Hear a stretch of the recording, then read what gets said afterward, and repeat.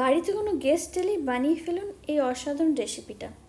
পটলের খোসাগুলো ছাড়িয়ে দুটো সাইড থেকে হালকা করে চিড়ে নিয়ে পুরো তেলে ছাকা ছাকা করে ভেজে তুলে নিন। এরপর কড়াই গরম করে সামান্য তেল, তাতে কালো জিরে ফোড়ন দিয়ে একটা বাটিতে নুন, হলুদ, জিরে গুঁড়ো, ধনে গুঁড়ো, লঙ্কার গুঁড়ো জল দিয়ে গুলে ওই তেলের মধ্যে দিয়ে দিন।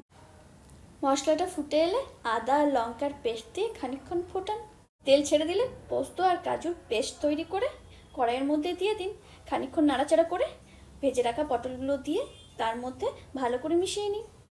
যে দইটার মধ্যে অ্যাড করব সেটা আমি মিক্সির মধ্যে ভালো করে ঘুরিয়ে নিয়েছি, আপনারা চাইলে হাতেও করে নিতে পারেন। শেষে দইটা দিয়ে আর নিজেদের স্বাদ অনুসারে মিষ্টি দিয়ে একটু নাড়িয়ে নামিয়ে নিন। হয়ে গেল রেডি দই পটল। ঠান্ডা করে সার্ভ করুন আর গরম ভাতে মনের আনন্দে খান। টাটা।